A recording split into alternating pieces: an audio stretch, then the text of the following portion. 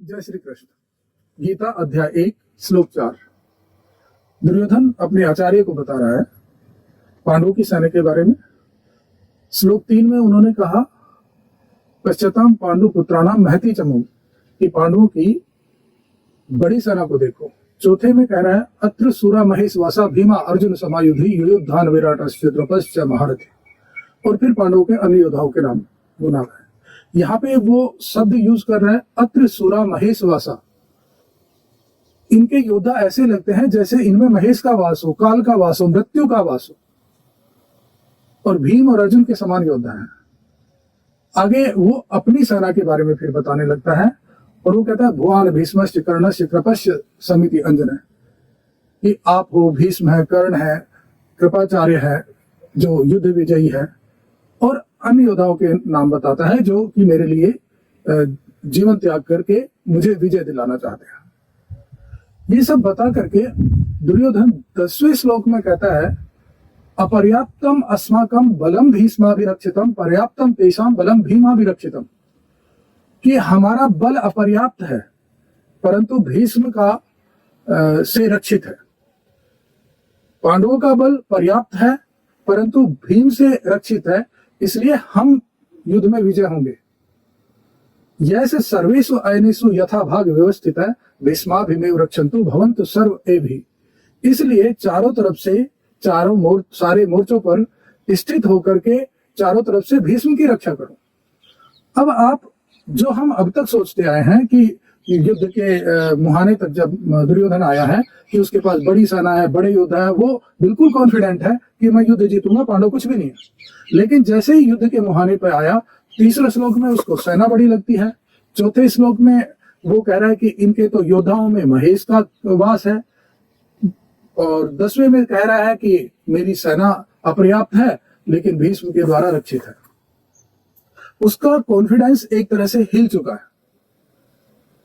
दूसरों ने क्या अनुवाद किया उस पर मैं नहीं जाना चाहता, लेकिन अगर हम कोई भी अपना काम देखें तो हमारे साथ भी यही होता है। उसने कंक्लूजन दिया कि भीष्म ही हमारी रक्षा कर सकते हैं, भीष्म ही हमारी विजय का एकमात्र स्रोत है। अगर जब हम कोई काम करते हैं तब देखते हैं तो हम भी अपने जो रिजल्ट है, जो सोच के चलेंगे ये तो हम पाएंगे, उसके अटैच हो जाते हैं। अगर दुर्योधन ये सब सोच रहा था तो दुर्योधन का निर्णय होना चाहिए था कि चलो वापस चलते हैं। चूंकि वो उसने ऐसा नहीं किया, वही तरीका हम अपने जीवन में अपनाते हैं। कोई भी काम शुरू किया, परिस्थितियां दिख रही है कि बिल्कुल विपरीत हो चुकी है, हम सफल नहीं होंगे, लेकिन हम इस चीज से डरते हैं कि लोग क्या कहेंगे, इस चीज से डरते हैं कि हानि बहुत हो जाएगी, चाहे उसके कारण हमें 10 गुना हानि उठानी पड़े, लेकिन हम पीछे नहीं हटते। तो जो ये पीछे नहीं हटने का कारण है कि लोग क्या कहेंगे। लोगों ने थोड़े ना हमें शुरू किया था, हमारी प्लानिंग थी, हम आगे बढ़े।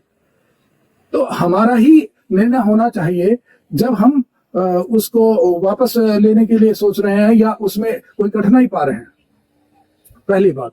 दूसरी चीज कि दुर्योधन की प्लानिंग थी कि भीष्म और भीम के बीच में युद्ध होगा, वो नेतृत्व करेंगे, लेकिन युद्ध का जैसे ही हम परिणाम देखते हैं, महाभारत को पढ़ते हैं कि उसकी धुरी है अर्जुन। अर्जुन को वो प्लान में क्यों नहीं ले पाया? अर्जुन बुद्धिमान है, जहां बुद्धि होगी वहां संशय होंगे, जहां संशय होंगे वहां द्वंद्व होंगे, और द्वंद्व का मतलब ये है कि युद्ध करूं या ना करूं। ऐसे आदमी पे युद्ध पे निर्भर ही नहीं रहा जा सकता।